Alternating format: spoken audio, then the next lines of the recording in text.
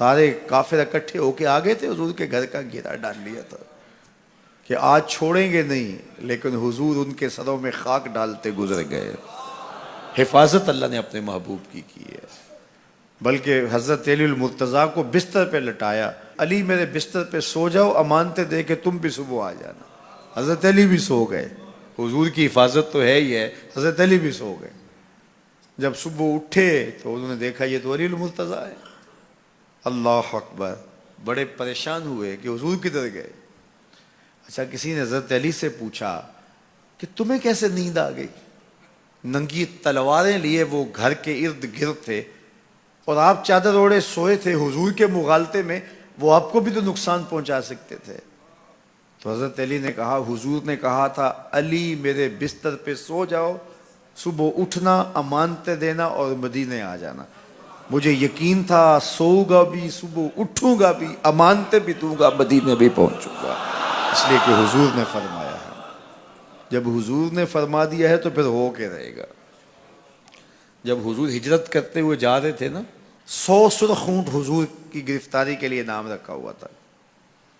سراقہ بن مالک یہ حضور کو گرفتار کرنے کے لیے آگے بڑھا اور اس کی لالچ یہ تھی کہ اتنا بڑا انعام ہے، مجھے مل جائے گا، لیکن اس کی سواری گھٹنوں تک دنس جاتی ہے، معذرت کرتا ہے، پھر ارادہ بدلتا ہے، پھر یہی ہوتا ہے۔ تیسری مرتبہ بھی جب ایسا ہوا تو سمجھ گیا کہ یہ تو میرے بس کا روگ نہیں ہے۔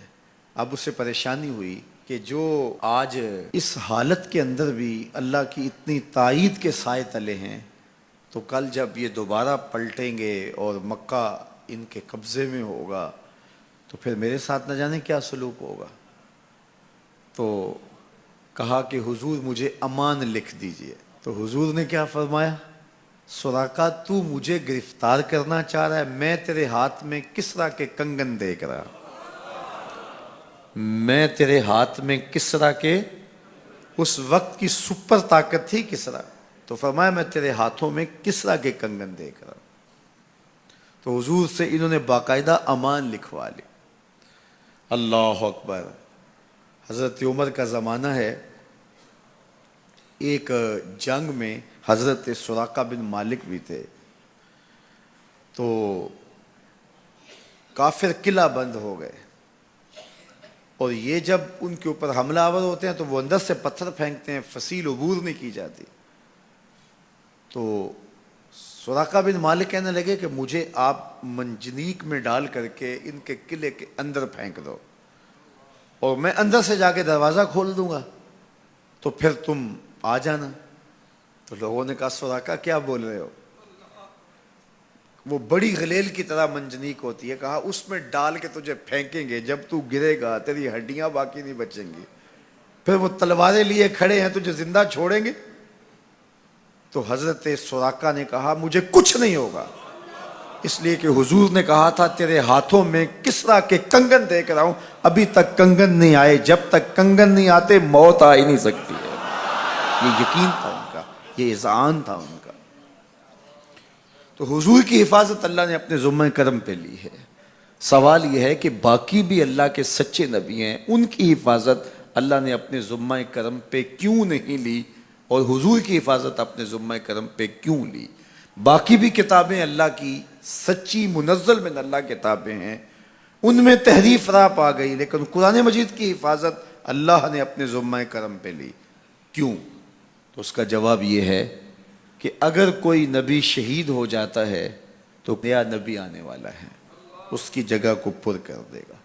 اگر کسی کتاب میں تحریف راپ آ جاتی ہے تو کوئی بات نہیں، نئی کتاب نازل ہونے والی ہے۔ حضور کی حفاظت اس لیے کی کہ اگر حضور بھی شہید کر دیے جاتے ہیں تو پھر حضور کے بعد تو کوئی نبی آنے والا نہیں ہے، اور کتاب اللہ کے اندر اگر تحریف کر دی جاتی ہے فَبِأَيِّ حَدِيثٍ بَعْدَهُ يُؤْمِنُونَ، تو قرآن کے بعد تو کوئی اور نسخہ نور نازل ہی نہیں ہونے والا، تو لوگ ہدایت، روشنی اور اجالا کہاں سے لیں گے؟ اس لیے اس کتاب کو بھی باقی رکھا گیا اور مصطفیٰ کی بھی حفاظت فرمائی گئی۔ حضور کے آنے کے بعد اتمام دین ہو گیا. انا خاتم النبیین لا نبی بعدی، میں آخری نبی ہوں، میرے بعد کوئی نبی نہیں ہوگا. اور میں نے عرض کیا 100 آیات قرآنیہ، 210 احادیث اور صحابہ، تابعین، ائمہ اور بزرگوں کے ہزارہ اقوال اس میں موجود ہیں.